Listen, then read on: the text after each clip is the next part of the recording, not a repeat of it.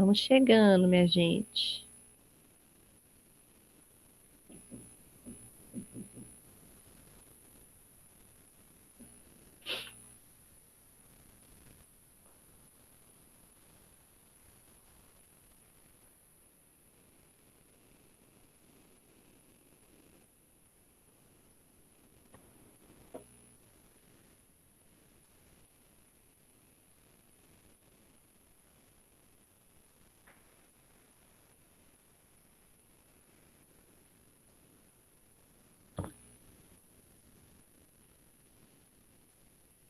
Já vou até colocar aqui de uma vez,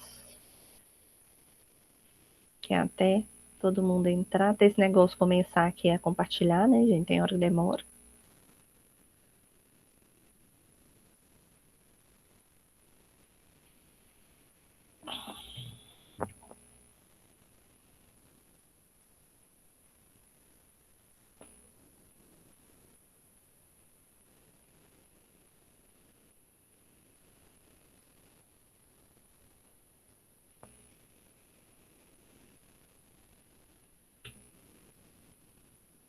Chama o povo, gente. Chama o povo.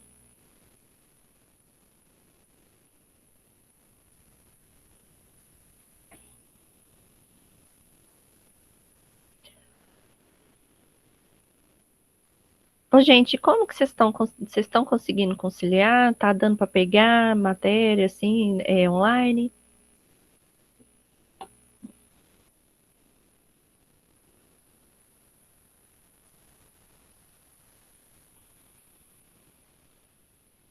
Ô, professora, no meu caso, igual eu tenho menino, então fica um pouco mais complicado, porque eu tenho um de 6 anos, né? Tenho um de 6 e um de 14. Uhum. Então, na hora da aula, eu peço eles para ligar o telefone, né? O telefone não, a televisão, ficar quieto, porque não tem como concentrar, falar que concentra totalmente, não tem como mesmo não, porque eu pelo menos não consigo. Mas você tá olhando as aulas depois de novo? Sim, às vezes você Tô, não, ficou. aí eu pego, igual eu não tenho muito sono de noite, né? De madrugada. Aí às vezes eu pego o caderno e faço as minhas anotações por volta de meia-noite, meia-noite e pouco. Aí é onde eu consigo. Às vezes a gente tem que sacrificar um pouquinho, né? É.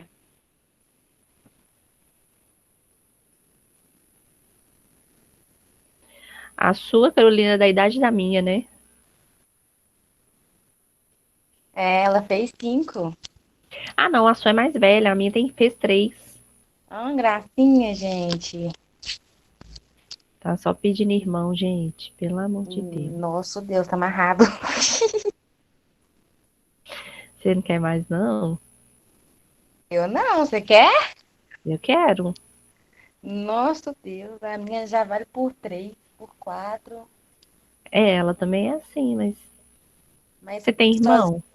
sozinha é muito ruim, né? Não, não, eu tenho, mas pai de pai. Mas sem contato, é muito ruim mesmo. Então, é porque Péssimo. é bom ter irmão. Eu penso isso. Verdade, é muito ruim. Ela toda hora fica pedindo pra brincar com alguém, vai na casa de alguém, faz bagunça, é sempre sozinha. Pois é, tadinha. Gente, mas os mais velhos também não dá sossego para os mais novos também não, tá? Mas aí não Então pode pensa com esperar muito, bastante né? carinho, viu? Pensa com bastante carinho. Que também não pode esperar muito, pode ter muita diferença, entende? É, o meu teve diferença. Eu esperei 8 anos, né, para depois ter o outro. Então, aí que é difícil. É porque aí é como se fosse dois filhos únicos, né? É verdade. Ô, gente, vamos começando então? Que o povo não tá entrando, não sei se vai entrar, mas também não tem muita gente mais para entrar, né? Bom, gente, então, aqui vai ser o mesmo esquema que eu falei com vocês da aula de saúde mental. A gente vai ter as atividades que vocês vão mandar para mim por e-mail, atividade para fazer. Aqui vocês vão ter atividade em dupla ou trio. Vocês vão ter pesquisa para fazer. As atividades do caderno que vocês vão ter o prazo, que depois eu vou mostrar para vocês o prazo bonitinho, até quando vocês vão mandar para mim, tá bom?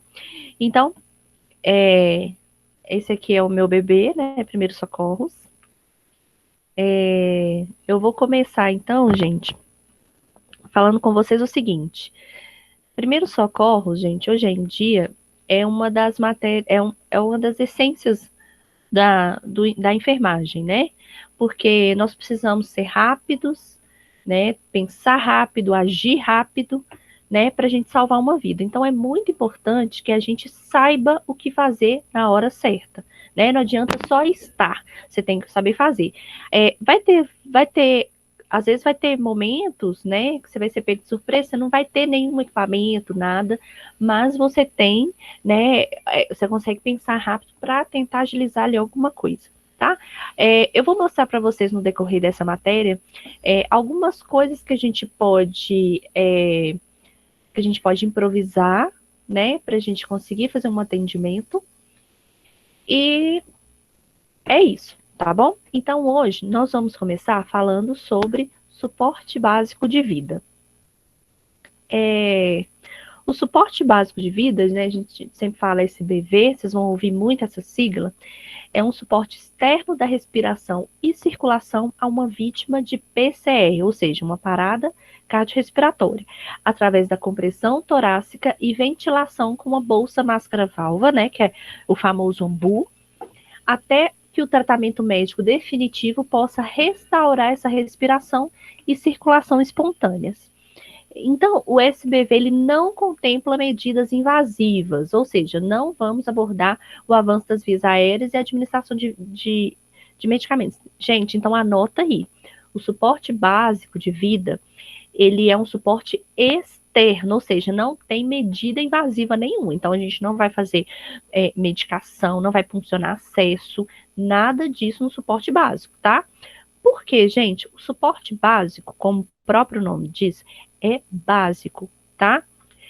Então, a gente precisa necessariamente ser um agente de saúde, ser um especialista, né? Alguém da área da saúde? Não.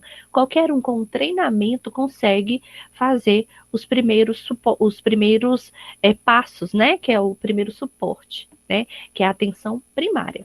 Então, gente, vocês devem ter estudado lá na Técnicas 2, na 1, nem tanto, na 2, falando sobre o exame físico e anamnese. Vocês estudaram isso? Vocês lembram direitinho Sim. como que se faz o exame físico e anamnese, né? Ótimo. Então, aqui a gente vai fazer tudo isso. O que acontece no suporte básico? A gente vai fazer esse atendimento, que é o atendimento primário. O atendimento primário, no caso, a uma vítima de PCR, mas a gente já vai fazer o atendimento primário e o secundário de uma vez. O que seria isso? Aquela avaliação céfalo-caudal que já é imobilização, tá? Ou seja, imobilização da cervical. Por que é importante a gente fazer uma imobilização da cervical, gente? Quem pode me dizer?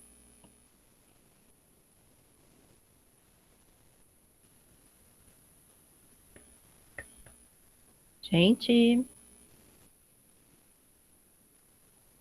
quem sabe me dizer por que a gente precisa fazer uma imobilização da cervical? Da coluna cervical.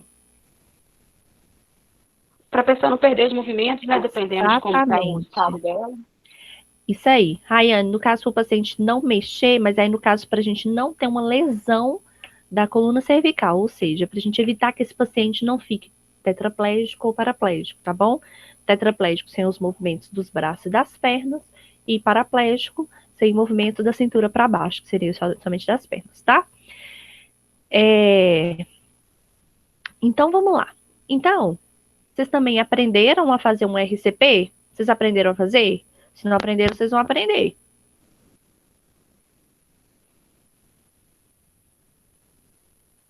Beleza. Gente, o que a gente precisa de entender no RCP? Ela precisa ser eficaz, então ela tem que ter a profundidade adequada, tá? Essa aula, gente, seria uma delícia se a gente tivesse na sala, mas a gente vai tentar transmitir o máximo, tá? Assim, qualquer dúvida pode parar, perguntar. Gente, vocês estão vendo ali essa sigla CAB? A gente chama de CAB, tá?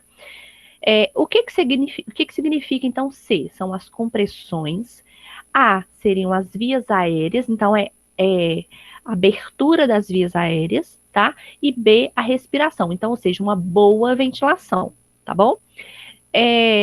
No CAB, gente, no suporte básico, a gente vai usar somente o CAB, e no suporte avançado, que é quando a gente precisar de um desfibrilador, que a gente vai estudar ainda, a gente vai usar o CABID, tá? Isso eu vou falar mais para frente.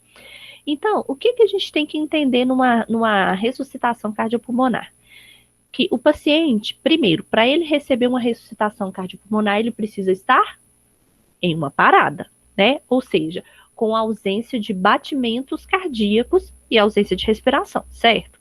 Gente, eu já vi diversas vezes o povo tentando fazer uma RCP numa pessoa que tá com uma respiração fraca, que tá um pouco ofegante. Gente, isso aí você mata o paciente, tá? Então, anotem isso. RCP, para o paciente precisar de uma RCP, ele precisa, então, estar com uma parada instalada, ou seja, uma ausência de batimentos cardíacos e ausência de respiração.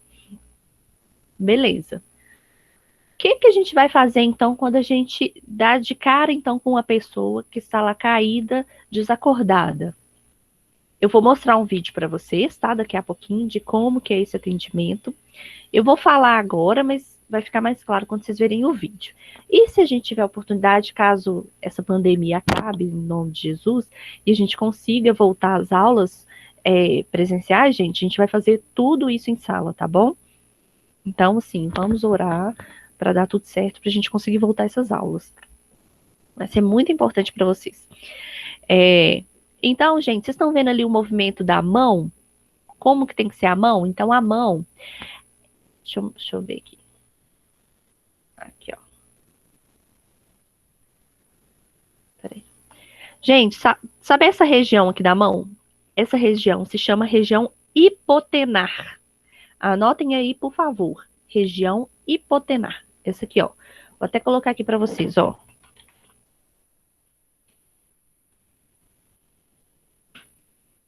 Região hipotenar da mão, tá? Para a gente fazer um RCP, a gente vai usar sempre a região hipotenar, ou seja, a gente vai colocar o peso do nosso corpo na região hipotenar da nossa mão. Então, a gente vai fazer esse enlace aqui, ó. Qual que é a minha mão dominante? Eu, por exemplo, sou canhota, então a minha mão dominante vai ficar embaixo, tá? A outra aí em cima, a gente faz esse enlace e o movimento vai ser esse. Os dedos vão ficar lá fazendo assim? Não, só a região hipotenar, tá? Então, vai ficar lá no tórax do paciente, só a região hipotenar. Então, a gente vai colocar a pressão, a força, somente na região hipotenar, tá bom? Bom, então vamos lá. Vias aéreas, vocês estão vendo que está com uma setinha lá perto do queixo do paciente?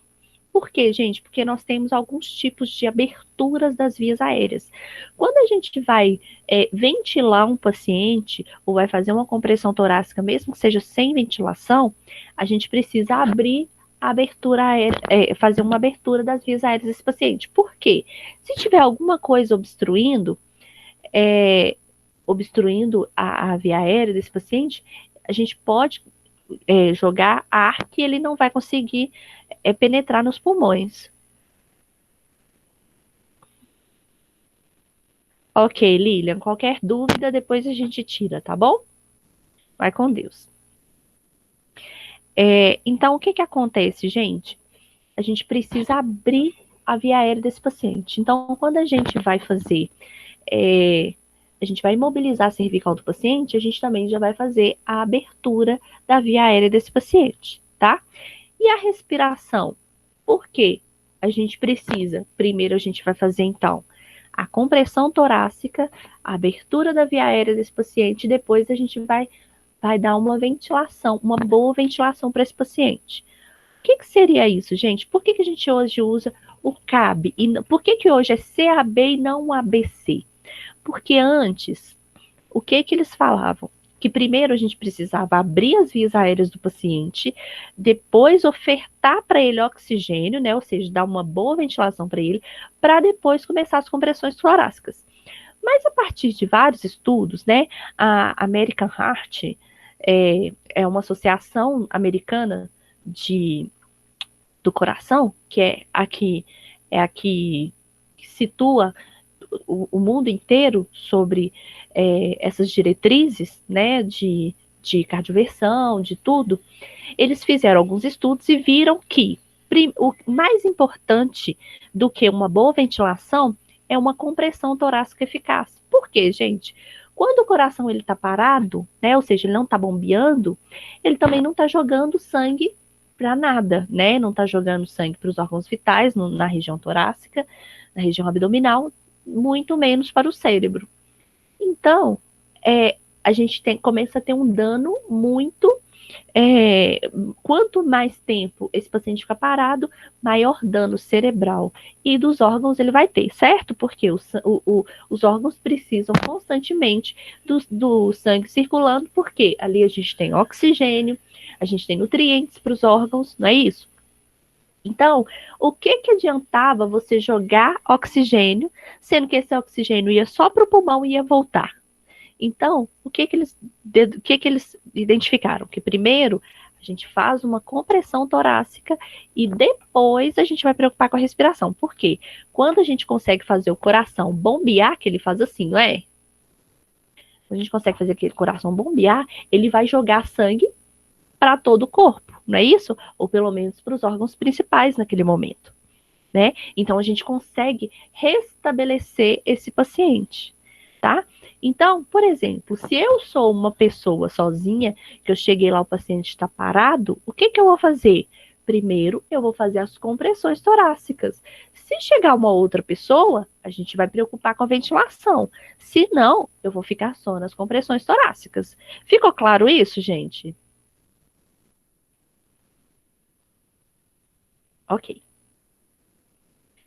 Beleza. Então, gente, então vamos lá. Aqui eu já estou eu já tenho todas as siglas prontas. C vai ser então a circulação, né, que é a compressão torácica. A, abertura das vias aéreas. B, boa ventilação. E D, desfibrilação externa automática, que vai ser o DEA. Mas, no suporte básico, a gente vai usar somente essas três, que é o CAB. E se, caso a gente tem... gente, desculpa. Geralmente a gente vai usar somente o CAB. Mas, se for necessário, se houver, né? Por exemplo, um DEA. Alguém conhece o DEA? Que é um aparelhinho. Gente, o DEA, deixa eu ver se eu acho aqui uma imagem para mostrar para vocês. Aí eu vou mostrar para vocês. O DEA é um desfibrilador externo. Sabe quando vocês veem filme, vocês devem ver muito Grey's Anatomy, que eles vão lá e colocam as pás para chocar o paciente? Então, o DEA, ele é um equipamento automático. O que acontece? Ele tem aquelas pás, só que são adesivas, são pás adesivas. Então, você só aperta o botão e aí o aparelho já fala aonde que você tem que colocar essas pás adesivas. A gente vai colocar, são adesivas desse tamanho, como se fossem de eletrocardiograma, tá? Aí vai colocar de um lado e do outro, e aí o aparelho vai fazer a leitura, né, de como que estão os batimentos cardíacos desse paciente, se tem ausência, se está em fibrilação, se não está, e aí ele vai falar se o ritmo é chocável ou não. Se for chocável, ele vai mandar todo mundo afastar e ele vai fazer o choque sozinho. E ele mesmo já vai fazer a leitura de quantos joules vai precisar aquele coração, tá? Se não precisar de choque, ele vai falar que não é chocável. Aí a gente continua as compressões torácicas, beleza? Daqui a pouquinho eu vou mostrar para vocês aqui, se não tiver aqui nesse slide, que eu nem lembro se tem, eu vou mostrar para vocês uma foto, tá bom? Aí, gente, nesse caso, a gente só vai usar o desfibrilador externo se a gente tiver disponível, né? Onde que a gente pode encontrar um desfibrilador externo automático, gente? Em shopping, por exemplo. Por quê? Qual que é a legislação do Brasil? Um local que tenha acima de 200 pessoas, 100 ou 200 pessoas, de 200 pessoas, é obrigatório ter um desfibrilador externo automático, ou seja, todos os shoppings daqui, por exemplo, vocês podem procurar que vai ter, tá? Geralmente ficam lá próximo, lá onde os seguranças ficam, nas cabines de segurança. Porque, gente, a circulação de pessoas é muito intensa. Então, se alguém cai, tem uma parada cardiorrespiratória, a gente vai começar a compressão torácica, vai abrir as vias aéreas desse paciente. Se possível, né? Se tiver um ambu, a gente vai fazer, né, a ventilação. Se não tiver, se tiver algum dispositivo, a gente vai fazer boca a boca, gente. Nunca vocês vão utilizar, tá bom? Não façam boca a boca. Tá bom? Isso é completamente fora de indicação. Nem em parênteses a gente faz isso. Por quê, gente? Porque a gente tem ali troca de gotículas, tá? Então, é muito perigoso, porque a gente envolve a imunidade de ambas as pessoas, né? E entre a imunidade a gente pode ter aí doenças venéreas, doenças autoimunes, tá bom? Então, a gente não é indicado, tá? A não ser que tenha algum dispositivo, né, de barreira, tá bom? Fora isso, a gente não indica. Mas, se tiver disponível um desfibrilador externo, a gente vai fazer. Se não tiver, o que a gente vai fazer? Vai chamar a gente vai chamar o socorro, tá? Nos casos de afogamento, a gente vai pegar essa pessoa, vai fazer a massagem e vai virar ela de lado, tá bom? Aí a gente também tem aquelas batidinhas que a gente faz quando a gente vai fazer em criança, quando tá com o engasgo, que a gente vira criança e faz aquelas batidas, a gente também faz essas batidas nas costas, tá bom? Agora, a gente também... O B é a boa ventilação, que seria isso, se a gente puder, se tiver algum dispositivo que a gente consiga fazer. Agora, gente, tem algumas coisas que a gente também pode fazer para fazer como se fosse um dispositivo de barreira, como, por exemplo, pegar um saco plástico, fazer uma bolinha nele, aí você vai colocar lá, mas mesmo assim ainda é muito arriscado, tá? Aí a gente pode pegar um saquinho plástico, o que eu já fiz, por exemplo, um saquinho plástico com um canudo mais grosso. Aí você coloca o saco plástico, fura com o canudo, o saco plástico, coloca na boca da pessoa e sopra, tá? Isso a gente pode fazer. Você vai estar levando um pouco de gotícula? Vai. É indicado? Não, mas dependendo do caso você faz. Mas o indicado é que não se faça, tá bom?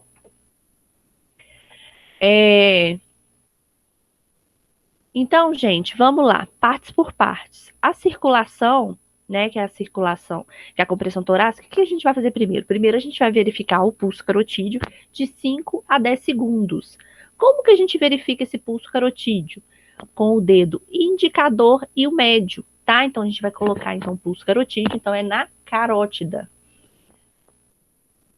O que, Geis, que você quer que ensina de novo? Do canudo com o plástico? Depois, é porque vocês fazem, né? Não faz fazer isso, não. Gente, então aqui, ó, pulso carotídeo, vocês vão na carótida do paciente. Como que a gente vai saber onde que é a carótida, gente? Tem aqui, né, o pescoço aqui, ó. Aí vocês vão pegar na lateral do pescoço, onde estiver pulsando. Todo mundo pode fazer aí, ó. Todo mundo sente aí. Vocês vão sentir que tá pulsando.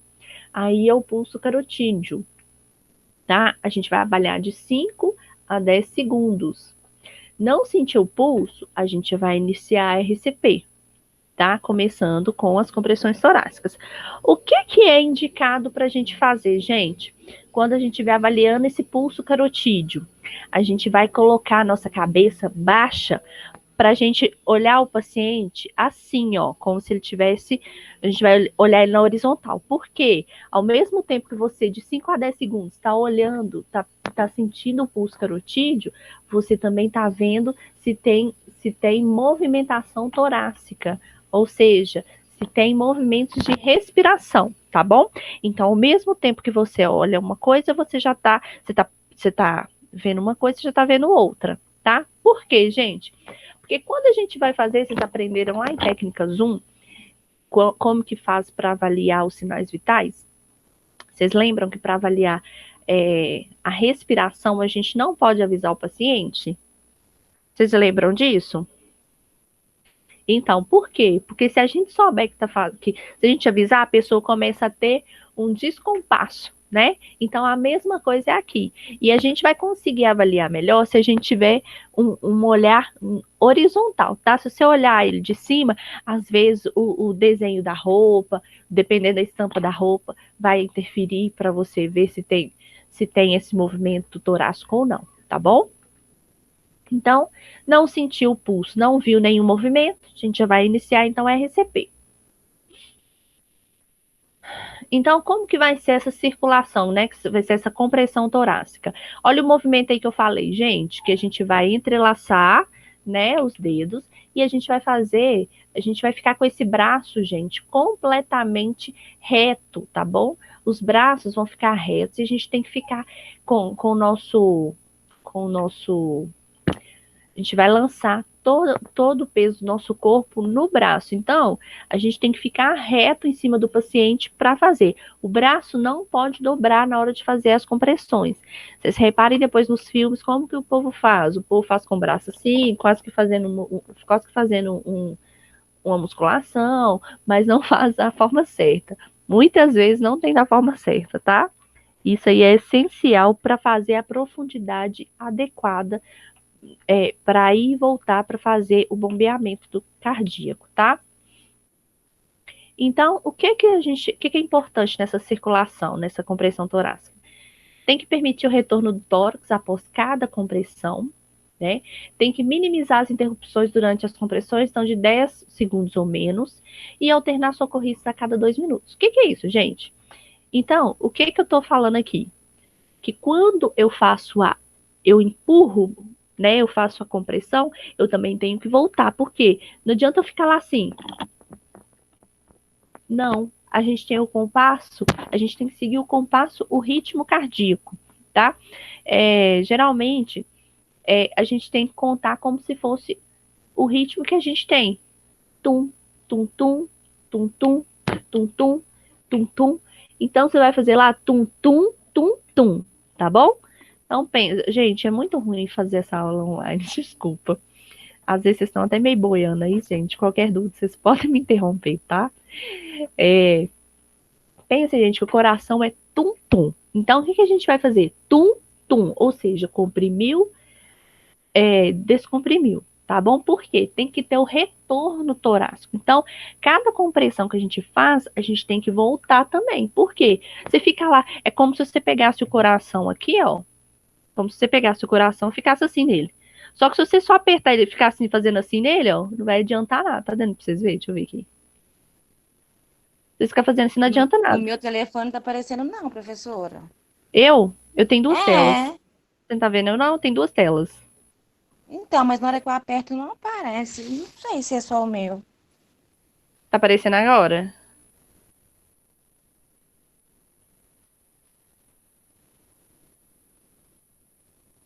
Peraí. Tá travando, deve ser o meu, então, não sei. Gente, vocês estão me vendo também? Eu tô vendo só a tela da imagem lá.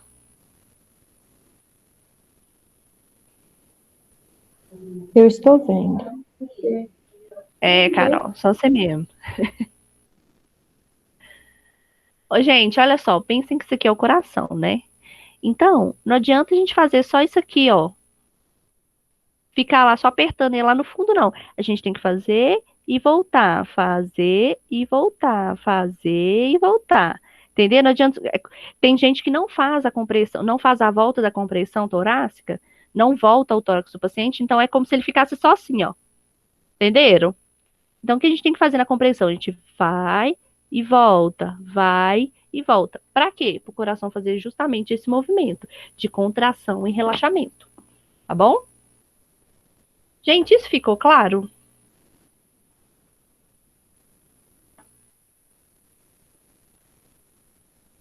Ok. Gente, é ruim, né, gente? Fica até rindo de mim.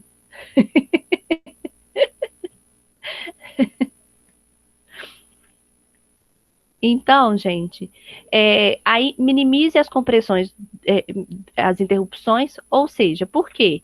Se a gente tiver 2 socorristas, A cada 30 compressões que eu fizer, eu vou parar e o outro socorrista vai fazer 2 ventilações. Então, ou seja, você tá lá com o ambu, aí você vai 1, 2, aí volta para mais 30 compressões, tá?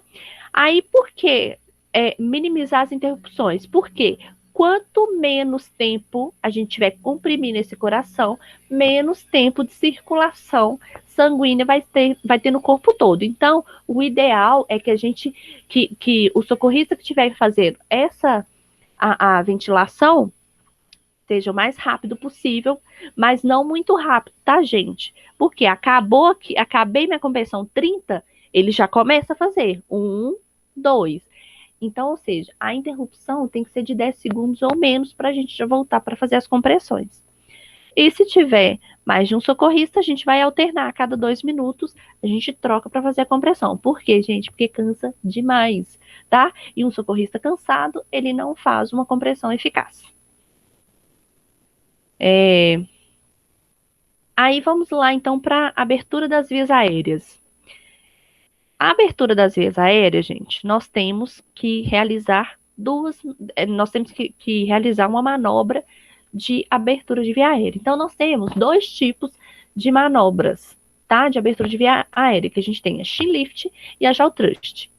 O que seria isso, gente? A chin lift, ela vai inclinar a cabeça toda e elevar o queixo. Então, ou seja, você vai elevar a cabeça, inclinar a cabeça e elevar o queixo. Ou seja, a gente tem uma abertura da via aérea completa, tá? Já na jaw thrust, a gente vai elevar a mandíbula, ou seja, você vai fazer, o paciente está lá deitado, você vai fazer esse movimento. Não vai dar pra gente mostrar, gente, eu vou mostrar ali no vídeo, tá? Por que a gente usa? Qual vai ser a diferença das duas, gente? A chin lift, ela é uma abertura, anota aí, é uma abertura da via aérea completa, porém, a jaw thrust, ela também é uma abertura de via aérea parcial, porque se houver suspeita de trauma ou lesão na cervical, a gente precisa usar a jaw thrust. Por quê? Porque ela não vai fazer nenhum movimento na cervical, ou seja, a cabeça do paciente vai continuar parada, tá? Já na chin lift, a gente vai movimentar toda. Olha aqui a cabeça aqui, olha, gente, como que vai fazer? Tá dando para ver, gente?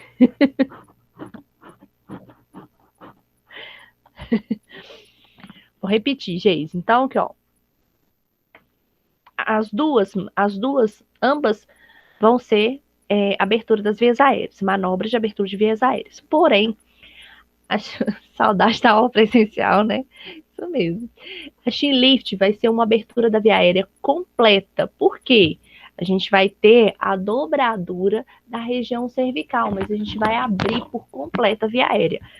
Mas, se o paciente tiver algum risco, né, de lesão, ou então alguma suspeita de trauma na cervical, a gente não pode movimentar esse pescoço, mas a gente precisa abrir a via aérea dele, né? Até porque, para a gente conseguir dar uma boa ventilação para ele.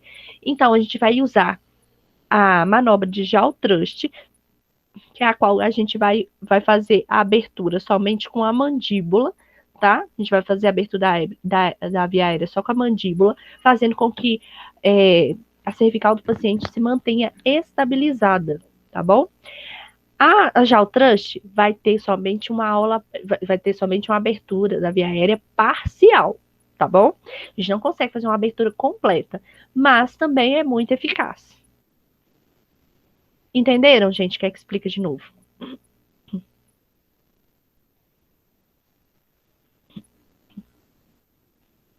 Ótimo.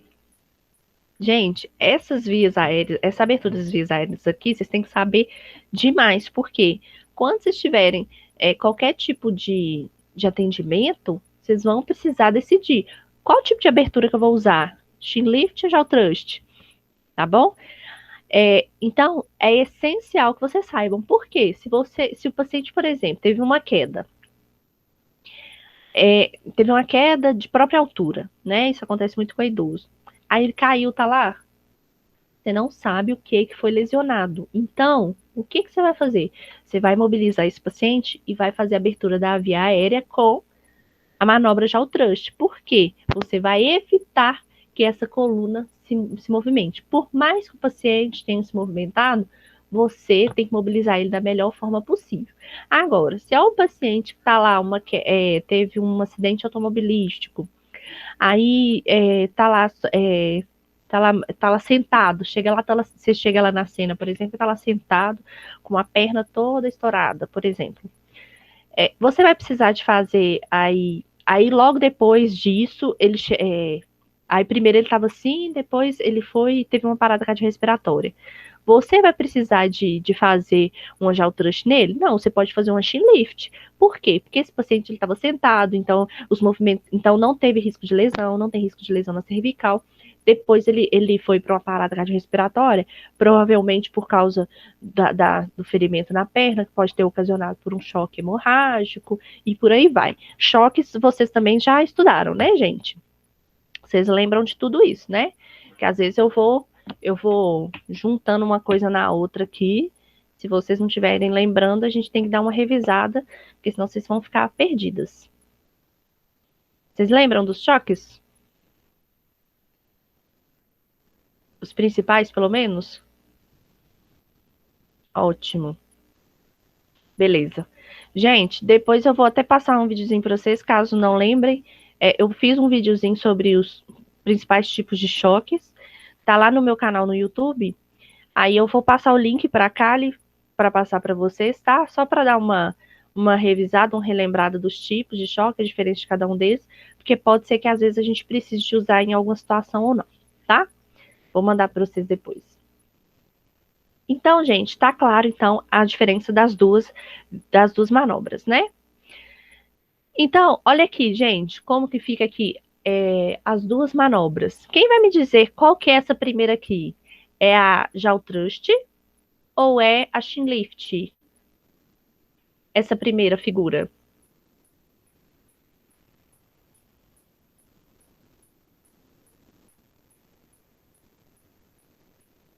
Isso. Jaw. Isso aí, Gabriel. Isso mesmo. Vocês viram a diferença, gente? A chin lift, que é a segunda imagem, como que faz a hiperextensão no pescoço? A diferença que dá justamente aqui na jaw thrust, que não tem essa hiperextensão completa, tá? Mas que a gente faz aquele com os dedos, tá vendo? Que os dedos aqui com as mãos, que fica como se fosse esses dedos aqui embaixo, puxando a mandíbula, puxando por baixo, e os polegares puxam em cima, fazendo com que haja abertura, tá? Aí a gente vai ter uma abertura parcial, mas que também a gente consegue fazer muita coisa com esse paciente, tá bom? E a boa ventilação vai ser, então, a cada 30 compressões, né? Se a gente tiver com dois socorristas, a gente vai aplicar 2 ventilações com duração de 1 segundo cada, ou seja, 1, 2 ventilações.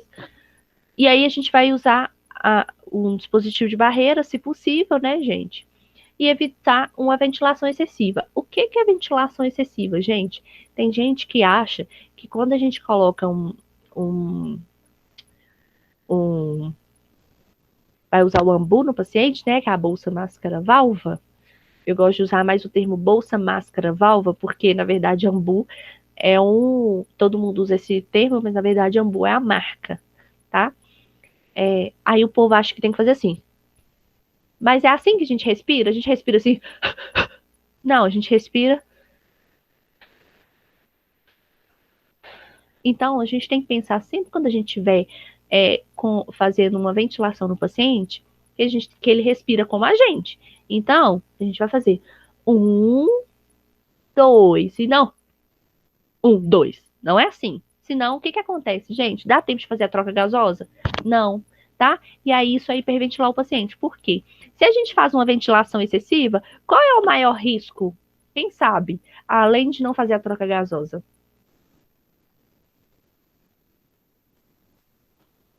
Alguém sabe? Alguém chuta?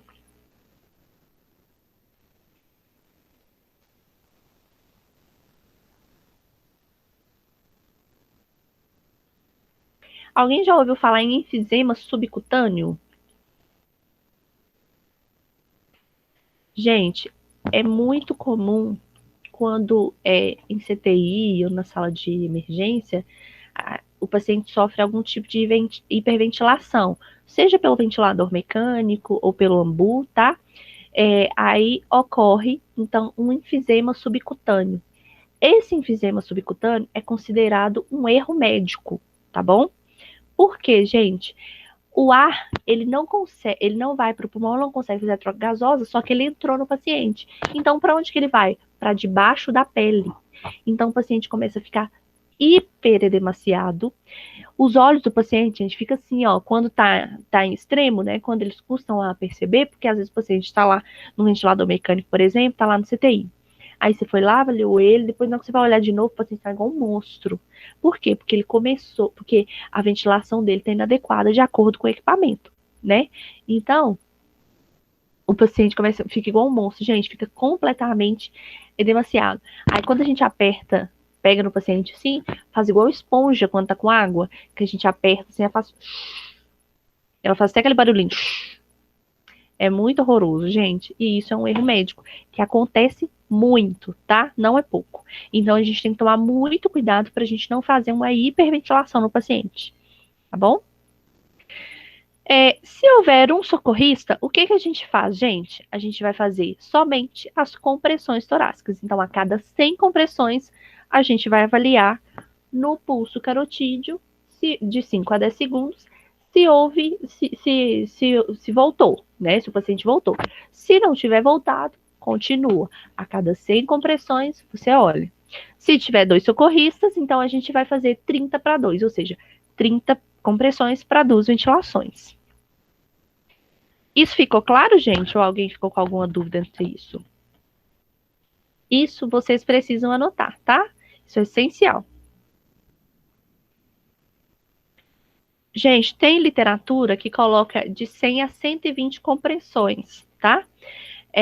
Eu acho que eu sempre coloco somente 100 compressões, por quê? Porque fica um número mais preciso, tá bom?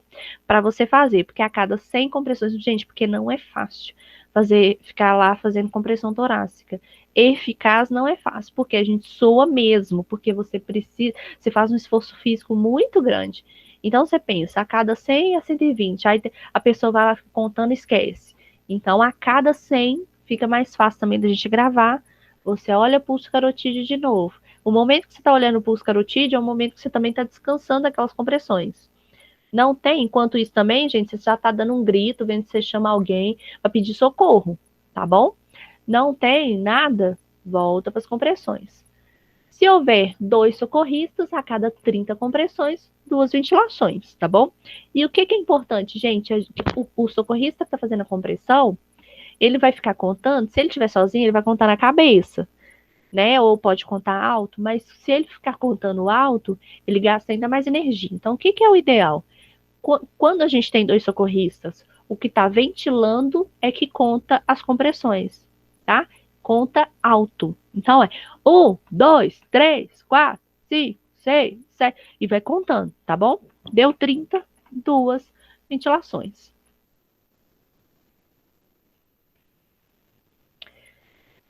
Gente, uma coisa importante também. Quem sabe me dizer quanto tempo que a gente tem que ficar tentando fazer um paciente voltar?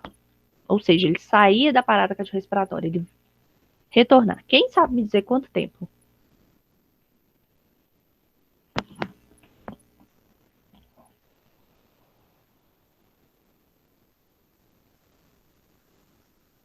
Gente, quanto tempo a gente tem que ficar fazendo a compressão no paciente até que ele volta? Não.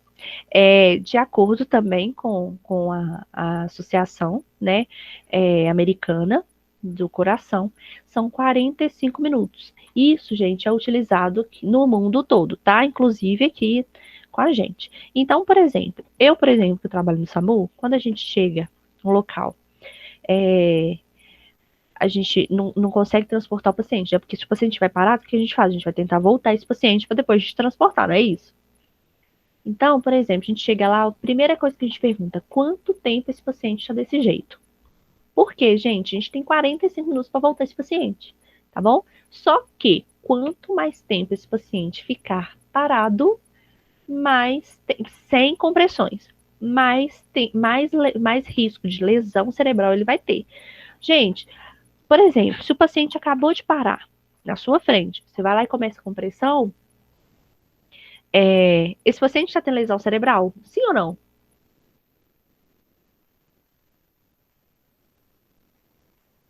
Por quê?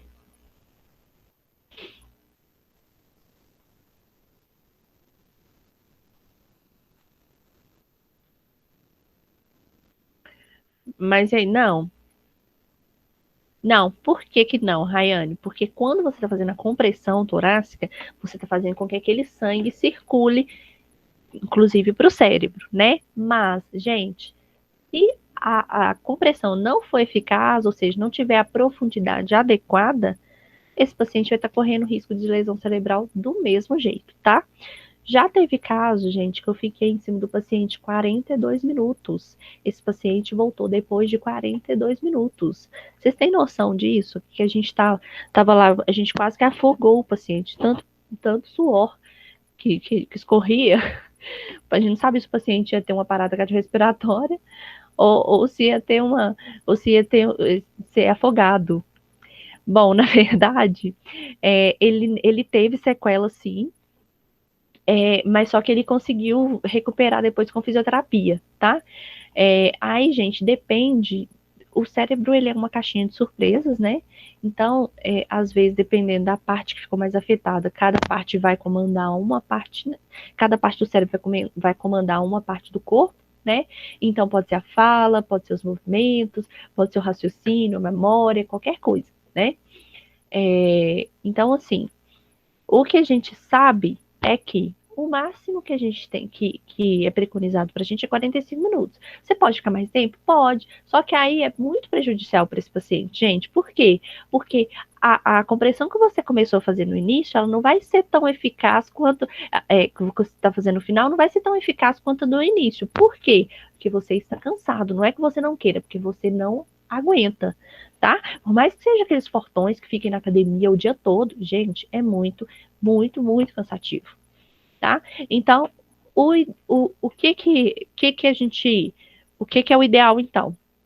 Um socorrista sem compressões avaliou. Gente, você imagina se você tá sozinho, você vai ficar lá 45 minutos fazendo sem compressões a cada, sabe? Toda hora, é muito cansativo. Então, aqui, ó, um socorrista a cada 100 compressões, avaliou o pulso carotídeo de 5 a 10 segundos, não voltou, volta. 2 socorristas, a cada 30 compressões, 2 ventilações.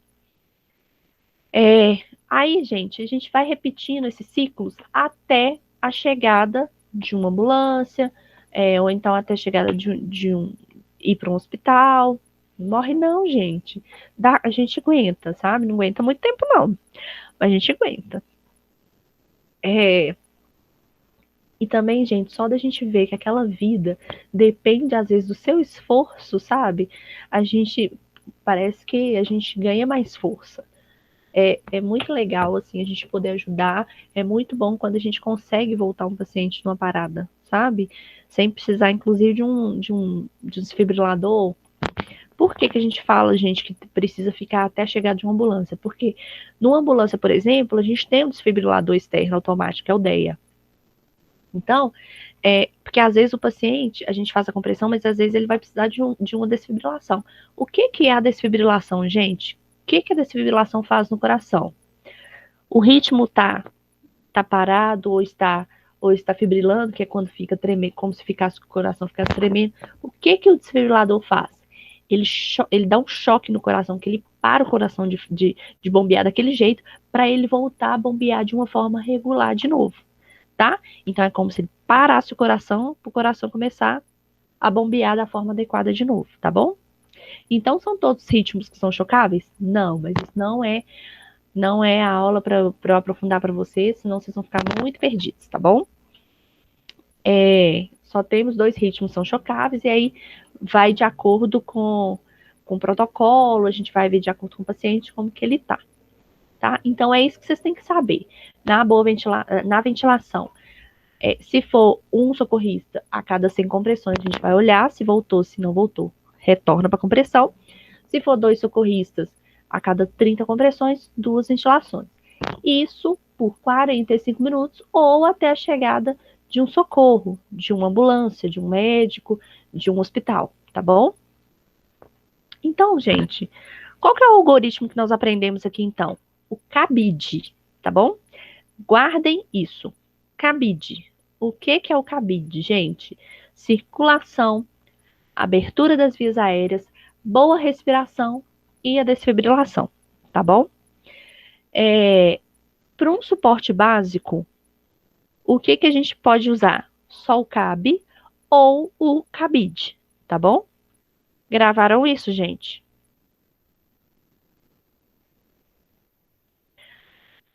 Repetir como que ela faz? Como que acontece a desfibrilação? Ou como que o DEA funciona?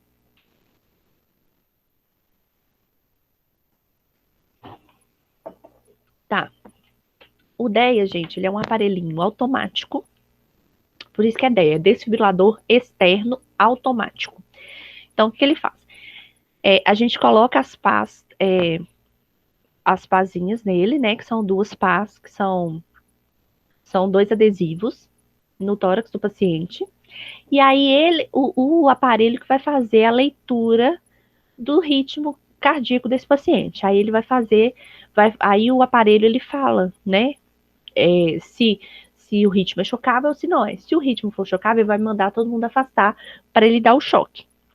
E ele mesmo já calcula os joules, a gente não precisa fazer nada. A gente só precisa apertar o botão para ligar o aparelho, colocar as pás, que ele mesmo já fala onde que a gente tem que colocar, e depois, se falar que é ritmo chocável, a gente tem só que apertar o botãozinho para ele chocar. Só, tá?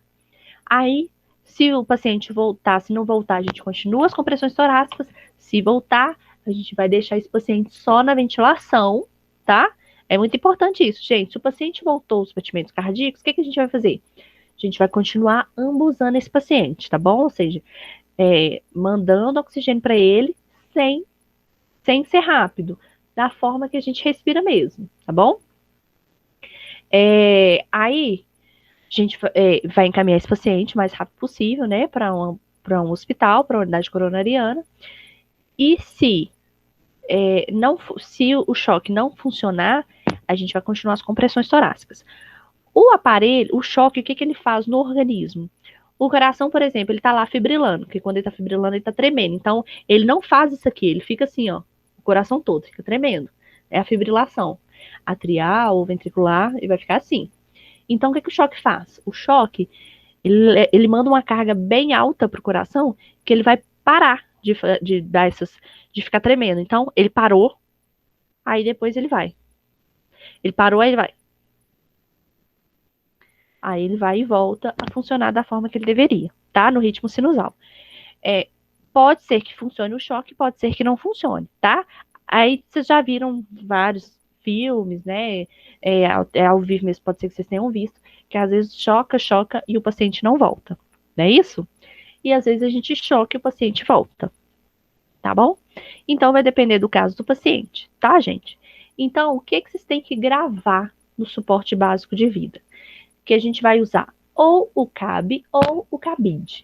Não precisa de ser uma pessoa, não precisa ser só um especialista da área da saúde, pode ser para leigos também, desde que tenham um treinamento, né? Por quê, gente? Porque é um suporte não invasivo, ou seja, é um suporte todo externo, tá? A gente não vai usar nenhuma medida invasiva no paciente, tá? Então, esse é o principal que vocês têm que gravar do suporte básico. Ele é um suporte não invasivo. Então, se falar assim, eu fiz um SBV no paciente, funcionou um acesso. É o SBV, gente? Não, não é. Aí já é um suporte avançado, tá?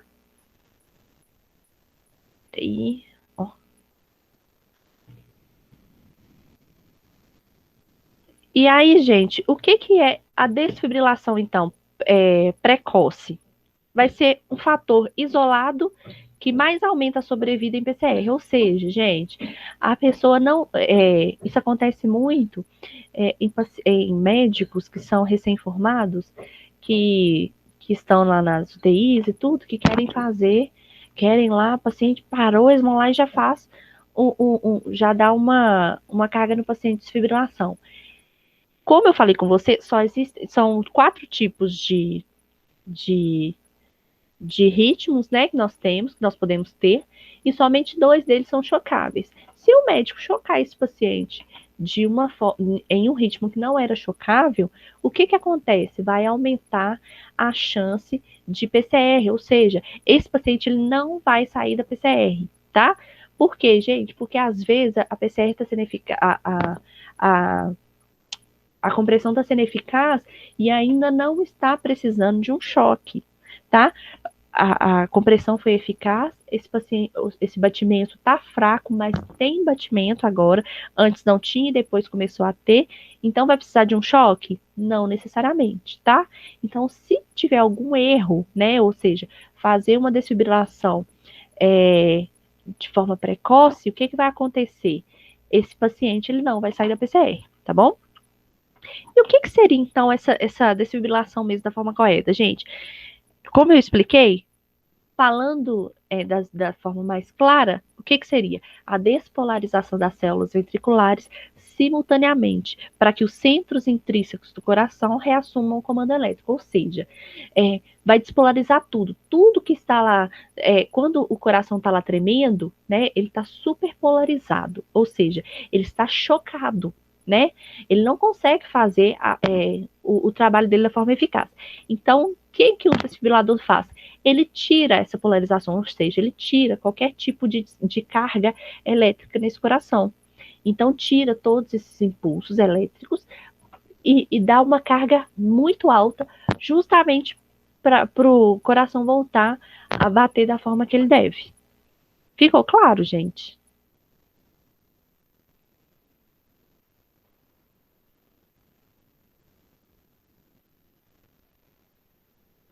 Ok. Gente, vocês têm alguma dúvida em relação a essa aula?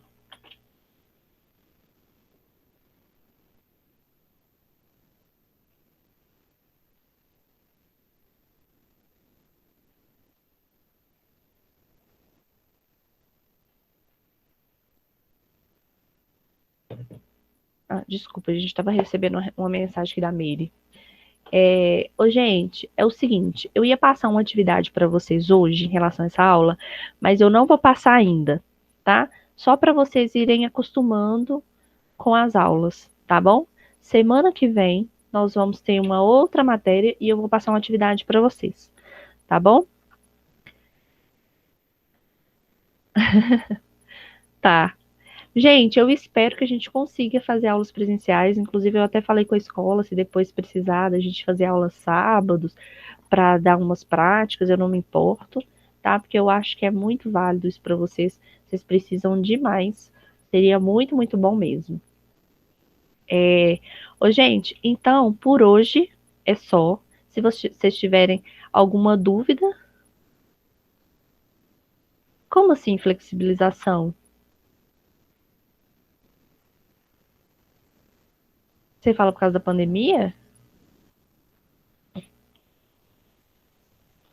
Então, aí eu não sei o que eles vão resolver, porque também, na verdade, depende, a escola depende muito das autorizações governamentais, né?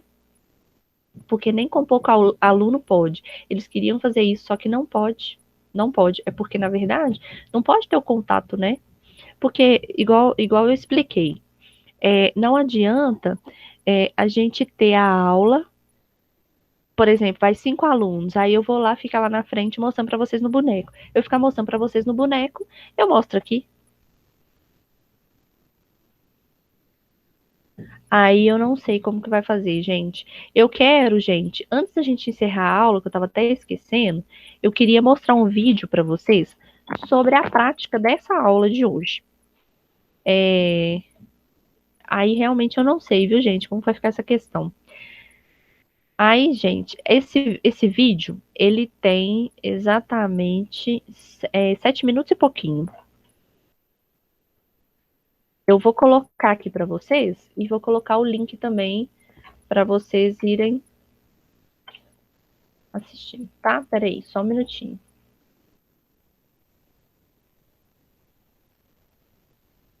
Sete minutos e 31, gente, de, de vídeo. Aqui, ó. Peraí. Peraí, aqui, ó.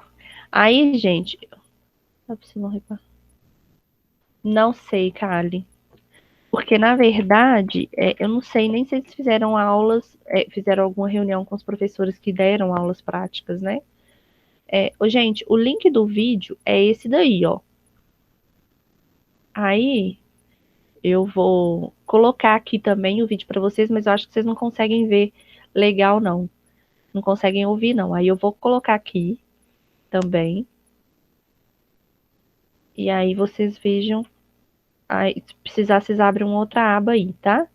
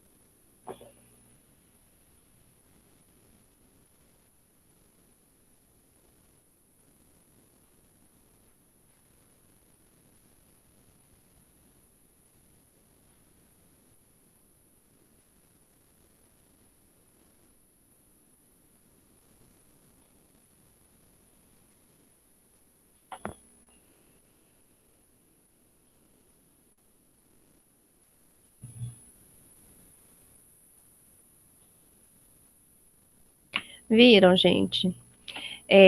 Nesse vídeo deu para vocês verem. É claro que eu tive que pegar o vídeo de um hospital, né? Porque senão eu não conseguia tudo. Fora as particularidades do hospital, vocês viram como que funciona o DEA, né? Que vocês nunca tinham nem visto, então vocês têm uma noção do que é o DEA. Como que são os passos, né, do CAB, né, do CABID. Vocês viram também, né? E eu espero que tenha ficado mais claro com esse vídeo. Alguém tem alguma dúvida?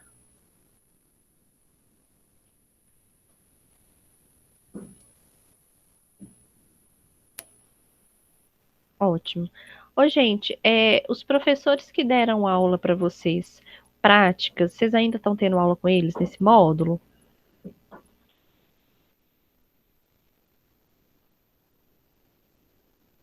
Porque talvez eles possam responder para vocês essas perguntas em relação às aulas práticas. Não, que na verdade eram para ter tido práticas, né, no caso, Kali. Quem deu técnicas 2, por exemplo,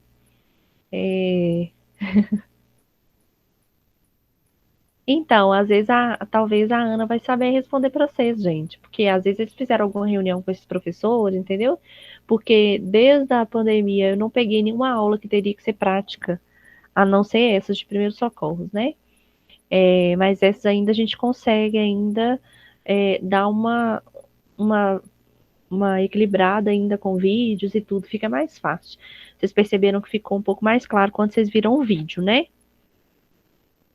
Aí é justamente, só que aí na prática, né, de técnicas, por exemplo, é mais complicado. Gente, vocês têm alguma dúvida?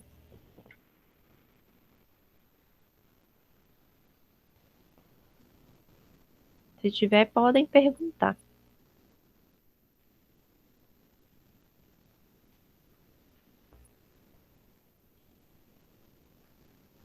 Gente.